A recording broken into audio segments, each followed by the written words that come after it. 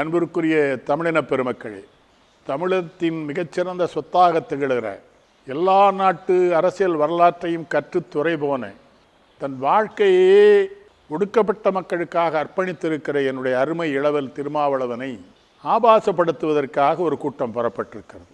ஒன்றுமில்லை, என் இளவல் தமிழ்நாட்டில் எங்கேயும் அது குறித்து பேசவில்லை. தமிழக தொலைக்காட்சிகளிலேயும் மண்ணுநெறி பற்றி அவர் பேச இல்லை.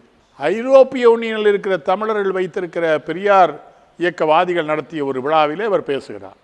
அப்போ நம்ம நாட்டில் எதெல்லாம் இருந்தது, எதையெல்லாம் எதிர்த்து டாக்டர் அம்பேத்கர், பாபா சாஹேப் அம்பேத்கரும் பெரியாரும் அதை எதிர்த்து போராடினார்கள், ஒழித்தார்கள் என்கிற செய்தியை சொல்லுகிற பொழுது மண்ணுநெறி குறித்து அவர் சொல்லுகிறார். மண்ணுநெறியில் இல்லாத எந்த ஒரு வார்த்தையும் என் இளவல் திருமா சொல்லிவிடவில்லை. மனுநெறி உங்களுக்கு தெரியும், நாம் எப்படி பிறந்தோம் என்றே அவர் எழுதி வைத்திருக்கிறார்கள். பிரம்மாவின் தலையில் பிறந்தவர்கள் பிராமணர்கள் என்றும், கழுத்தில் பிறந்தவர்கள் சத்திரியர்கள் என்றும், வயிற்றில் பிறந்தவர்கள் வைசியர்கள் என்றும், பாதத்தில் பிறந்தவர்கள் சூத்திரர்கள் என்று, நம்முடைய சூத்திரர்கள் என்று அவர்கள் எழுதி வைத்திருக்கிறார்கள். அதில் நம்மை சூத்திரர்கள் என்று எழுதினால் பரவாயில்லை. அவர்கள் பிராமண ஜாதியிலே ஒரு பெண் பிறந்திருந்தாலும் அவளும் சூத்திர பெண் தான் என்று எழுதுகிறார்கள் அவர்கள். அதில் அவர்களுக்கு என்ன கற்பிக்கப்படுகிறது என்றால், இந்த பெண்களை யாரும் நம்பக்கூடாத ஆண்கள், இவர்கள் கட்டுப்பாடற்றவர்கள், ஒழுக்கமாக இவர்களால் வாழ இயலாது. ஆகவே பெண்களுக்கு எந்த உரிமையும் மனுநெறியில் கொடுக்கக்கூடாது என்று ஒரு தீர்ப்பை எழுதுகிறது. பெண்களுக்கு எல்லா விடுதலையும் வேண்டும் என்று பாடிய பாரதியும் அதே பிராமண குலத்திலே தான் பிறந்தான். ஆனால் இவர்கள் அப்பொழுதே அப்படி சொல்லி வைத்திருக்கிறார்கள். அதனை திருமா சுட்டி காட்டியிருக்கிறார். திருமா அவருக்காக பேசவில்லை, அவர் இனத்து மக்களுக்காக பேசவில்லை. யாரெல்லாம் சூத்திரர்கள் பட்டியலே வந்து அவமானப்படுத்தப்பட்டிருக்கிறார்களோ தமிழ்நாட்டில், அவர்களும் அந்த கட்சியில் இருந்து கொண்டு பேசுகிறார்கள். அதில் குஷ்பு எனக்கு ரொம்ப பிடிக்கும். ஒரு புரட்சிகரமான பெண்ணாகத்தான் இருந்தார் அவர். உங்களுக்கு நினைவிற்கும், முன்பொரு காலத்திலே தமிழ்நாட்டில் பேசும்பொழுது சொன்னார், திருமணத்திற்கு முன்னால் பெண்களுக்கு உறவு ஏற்படும், எச்சரிக்கையாக இருந்து கொள்ளுங்கள்னு சொன்னார். அன்னைக்கு தமிழ்நாட்டில் கிட்டத்தட்ட 62 காவல் நிலையத்தில் அவர் மேலே வழக்கு பதிவு செஞ்சாங்க. அவ்வளோ புரட்சிகரமாக பேசிய அந்த குஷ்பு இப்போ பாஜகவுக்கு போனோடனே ஜாதி மதம்லாம் பேச ஆரம்பிச்சாச்சு. எனக்கு புரியல. நான் இன்னொன்று சொல்லுகிறேன், இஸ்லாமியர்கிட்ட இருக்கிற முத்தலாக் சட்டம் வந்து பெண்களை அடிமைப்படுத்துகிறது என்று நம்முடைய அரசாங்கம் அந்த சட்டத்துக்கு தடை கொண்டு வந்தார்கள் இல்லையா, இஸ்லாத்தின் மீது பற்று கொண்டு. அப்போ இதே அரசாங்கம் மனுநெறியில் பெண்களை இவ்வளவு குறைவாக எழுதியிருக்கிறார், இவ்வளவு தப்பாக எழுதியிருக்காங்க, மனுநெறி வேண்டாம் என்று சொல்லியிருக்க வேண்டும் அல்லவா? அதை விட கொடுமை, மனுநெறியை முதலில் எழுதியவன் ஒரு இங்கிலீஷ்காரன் என்று வேற சொல்லுகிறார்கள். ஆனால் எத்தனையோ சாஸ்திரிகளும் சர்மாக்களும் எழுதிய மனுநெறி நூல்கள் என் நூலகத்தில் இருக்கின்றன, 50க்கு மேலே. அதில் இன்னொரு செய்தியும் சொல்லிடுறேன். இப்படி சொல்கிறாங்க அவங்க.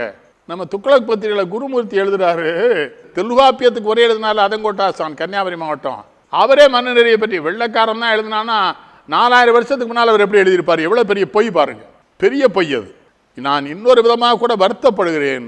தம்பி திருமா என்கிற அந்த அறிஞனை அவமானப்படுத்துவதற்கு ஏன் முயல்கிறார்கள்? அவன் பிராமணனாக பிறக்கவில்லை என்பதற்காகவா? என்ன கொடுமை இந்த நாட்டில்! ஒரு போராளியின் தம்பி திருமா, அறிவும் ஆற்றலும் கொண்ட ஒரு ஆற்றலுக்கான உரைவீச்சாளர். இதிலையும் பொய் கலந்திருக்காது. எனக்கு தெரிந்து, நான் 77 வயதாகிறது எனக்கு, இன்று வரை அந்த இளைஞன் எங்கேயும் பெண்களை குறித்து ஒரு வார்த்தை தவறாக பேசியது கிடையாது. இது என்ன வேலை? அரசியல் நடத்துங்கள், தேர்தலில் போட்டியிடுங்கள், வாக்கு கேளுங்கள், அதெல்லாம் ஜனநாயக உரிமை, மக்களாட்சி கடமை. அதை விட்டுவிட்டு ஒரு கூறிய பேச்சை திரித்து சொன்னால், அதைத்தான் தம்பி திருமா என்கிற அந்த போராளி சொன்னான், வழக்கு பதிவு செய்யுங்கள், வழக்கை உடனடியாக எடுங்கள், நீதிமன்றத்துக்கு வந்தால்தான் அந்த மனுநெறியை நாங்கள் நீதிமன்றத்தில் நிரூபிப்போம் என்று சொன்னார். அவர் அஞ்சி ஓடவில்லை, ஒளிந்து கொள்ள தலைப்படவில்லை. இந்த சூழ்நிலையும் எதிர்த்து அநாகரிகமாக ஒரு கருத்தை கூட அவர் சொல்லவில்லை. ஆனால் இதே குஷ்புவை பிஜேபியில் இந்த தலைவர்கள் என்னவெல்லாம் பேசினார்கள் என்று எனக்கு நினைவு இருக்கிறது. ரொம்ப அநாகரிகமாக பேசினாங்க. இவரே குஷ்புவே அவர்களை பேசினார். 2 ரூபாய் சங்கிகள்னு சொன்னார் அவர். ஒரு நல்ல அறிவான பெண் எப்படி அங்கே போனால் பரவாயில்லை. அதில் இன்னொரு விஷயம், அதில் திருமாவையெல்லாம் தமிழ்நாட்டிலே வெளியே நடமாட விடாமல் தடுக்கிற சக்தி அவர்களுக்கு இருக்கிறதா என்று உணர்ந்தார்கள் அவர்கள். மதுரையில் என்ன நடந்திருக்கிறது? ஒன்றுமில்லை. வெற்றி கூட்டணியிலே திருமா இருக்கிறார். வரப்போகிற தேர்தலில் திராவிட முன்னேற்ற கழக கூட்டணி வெற்றி பெறப்போகிறது. அதில் முக்கிய பங்காற்றுகிறவர் போராளி திருமா. ஆகவே திருமாவை ஏதாவது பேசி கிளப்பி இந்த கூட்டணியை உடைக்கமிடலாம் என்று நினைக்கிறார்கள். திராவிட முன்னேற்ற கழக தலைவர் ஸ்டாலின் ஒன்றும் ஏப்பை சாப்பை இல்லை. அவர் ரொம்ப தெளிவான சிந்தனையோடு இருக்கிறார். இதன் அடிப்படை அதுதான். சகோதரி குஷ்பு ஒன்றே சொல்கிறார், காங்கிரஸில் இப்படியெல்லாம் பேசினேன், அவர் சொல்கிறார்கள் நான் பேசுகிறேன் என்று சொன்னால் அவர் ஒன்றும் முட்டாள் இல்லை. அவர் முட்டாள் என்று சொல்லி நடிக்க பார்க்கிறார். காங்கிரஸில் இருக்கும்போது அவரே தான் பேசுகிறார். என்ன காங்கிரஸ் கட்சியிலே தமிழ்நாடு தலைவருக்கு மேலே ஒரு பதவி கேட்டார் அவர், காங்கிரஸ் கொடுக்க. அதற்கெல்லாம் அவர் உரியவர் அல்ல, அதற்கெல்லாம் உடைமைப்பட்டவர் அல்ல. நல்ல பெண், பழகுவதற்கு இனிவானவர், பேசுகிற ஆற்றல் எல்லாம் உண்டு. ஆனால் பேசுகிற ஆற்றலை எதற்கு பயன்படுத்துகிறான் இருக்கிறது அல்லவா? சொல்லுக சொல்லை பிரிதோர் சொல் அச்சொல்லை வெல்லும் தன்மை அறிந்துங்கிறான் யார்? வள்ளுவர். ஒரு சொல்ல நீ சொன்னீங்கன்னா அப்புறம் அந்த சொல்ல வேற யாருமே வெற்றி பெறக்கூடாது. அப்படியா சொல்லியிருக்கிறார் குஷ்பு. அது மட்டும் அவர் அந்த போராட்டத்துக்கு போனார்ல, நடுரோட்டில் உட்கார்ந்தார். 7 பேர் தான் உட்கார்ந்துருக்காங்க, 7000 பேர் இல்லை. ஆனால் தம்பி திருமா கூட்டம் கூட்டினா எவ்வளோ பெரிய கூட்டம் வருது? ஒரு போராளி ஒடுக்கப்பட்ட மக்களுக்காக, தாழ்த்தப்பட்ட மக்களுக்காக, ஒடுக்கப்பட்ட பெண் குலத்திற்காக போராடுகிற ஒரு போராளியின் பின்னாலே மக்கள் திரள்வார்களை ஒழிய சின்ன சின்ன சச்சரவுகளை உருவாக்குற மதங்களையும் ஜாதிகளையும் வைத்துக் கொண்டு விளையாட நினைத்தால் என் தம்பி திருமா நிமிர்ந்து நிற்பான், வீறு கொண்டு நிற்பான். அவனை வீழ்த்த தமிழகத்தில் எந்த சக்திக்கும் தகுதியும் கிடையாது, அருகதையும் கிடையாது.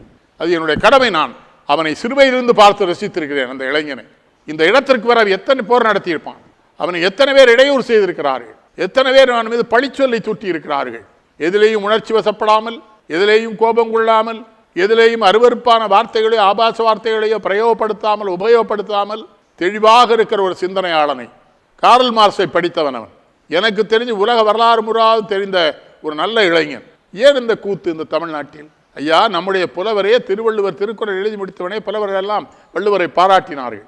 அதிலே ஒரு புலவர் சொல்லுகிறார், வள்ளுவனின் திருக்குறளை மறுவர நன்கு உணர்ந்தோர்கள் உள்ளுவரோ மனு ஆதிங்கிறார். வள்ளுவருடைய திருக்குறளை முழுதா கற்று தேர்ந்துட்டான்னா அந்த மனு தர்மத்தை எவனா ஒத்துக்கிடுவானா? ஒரு குலத்துக்கு ஒரு நீதிங்கார் ஒரு புலவர் தமிழ்நாட்டில் பிறந்த பிள்ளைகளே ஒரு 5 பேர், ரொம்ப பெரிய நாள் ஒரு 10 பேர் போயில நிற்கிறாங்க. ஆனால் நான் தெளிவாக சொல்லுகிறேன், உள்ளதை சொன்னவன் என் தம்பி திருமா, உள்ளதை சொல்லுகிறேன், நான் உணர்ந்ததை சொல்லுகிறேன் என்று பாரதி எழுதுவான். ஊருக்கு நல்லது சொல்வேன், எனக்கு உண்மை தெரிந்தது சொல்வேன். யாரு? பாரதி பாடின பாட்டு. அந்த பாரதி வரிக்கு இலக்கணமாக என் இளவல் திருமான் இருக்கிறார். தேவையில்லாமல் அவரை சீண்டாதீர்கள், சீண்டினால் தமிழர் அறிஞர்குலம் மொத்தமும் புறப்படும். இதற்கு எதிர்த்து இந்த சில்வண்டு வேலைகளை நிறுத்தி விடுங்கள். மனுநெறி நூல் இருக்கிறது, எடுத்து படித்து பாருங்கள் நீங்களே. பெண்களுக்கு சொத்துரிமை உண்டு என்று சட்டம் கொண்டு வந்தவர் தான் தமிழ்நாட்டிலே முதலமைச்சராக இருந்த கருணாநிதி. அவரோடு தான் தம்பி திருமா பயணித்திருக்கிறார் ரொம்ப நாள். வேற எந்த மாநிலத்தில் இருக்கா அந்த சட்டம்? நம்ம கொண்டு வந்திருக்க. இப்போ சுப்ரீம் கோர்ட் சொல்லுது, முதல்ல கொண்டு வந்து தமிழர்கள் தான். பெண்ணுக்கு ஞானத்தை வைத்தான் புவி பேணி வளர்த்திரு மீசன், மண்ணுக்குள்ளே சில மூடர் அந்த மாத அறிவை கெடுத்தாருங்கிறான் பாரதி. பெண் தான் உலகத்தையே காக்கிற தாய் அவ மூளையே எப்படி இந்த ஜாதி இந்த சாமி மதம்லாம் சொல்லி ஏமாத்துறாங்கன்னு பாரதி சொல்கிறான். பாரதி இன்னொன்று, இவர்கள் கும்பிடுகிற பெரிய தெய்வங்களெல்லாம் பாரதி கும்பிடவே இல்லை. எப்போ பண்ணாலும் மாரித்தாயி, காளி, இது மாதிரி சிறு தெய்வ வழிபாடுகள், சாதாரண எளிய மக்கள் ஒடுக்கப்பட்ட மக்கள் வணங்குகிற தெய்வங்களைத்தான் பாரதி வணங்கினான். ஆகவே என் தம்பி திருமாவிற்கு கடவுள் நம்பிக்கை இருக்கிறதோ இல்லை, எனக்கு இருக்கிறது. அவன் காளியின் பிள்ளை, அவன் மாரியின் பிள்ளை, தேசமுத்து மாரியின் பிள்ளை என் தம்பி திருமா. உண்மை பேசியிருக்கிறான்.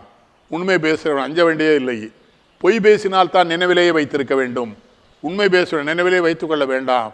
மனு தர்ம சாஸ்திரம் என்னிடமே 20 புத்தகங்கள் இருக்கின்றன. அதில் என்ன இருக்கிறது என்று எல்லோருமே வெளியிடுவோம். நான் திராவிட கழக தலைவர் பெரியவர் வீரமணிக்கு ஒரு கோரிக்கை வைக்கிறேன். அந்த மனுநெறி சாஸ்திரத்தை அந்த காலத்தில் பெரியார் கொடுப்பார் புத்தகம் அடித்து, நீங்கள் ஒரு 5 லட்சம் பிரதி அடித்து தமிழகத்துக்கு பூரா கொடுங்கள், தமிழர்களுக்கு தெரியட்டும். தம்பி திருமா வெல்வார், உண்மையின் பக்கம் என்பதா வெல்வார், உண்மையான போராளி என்பதனால் வெல்வார். வெல்லுகிற அந்த இளைஞனுக்கு பின்னால் என்னை போன்ற வயதான தமிழ் அறிஞர்கள் பட்டாளம் நிற்கும், இது உறுதி.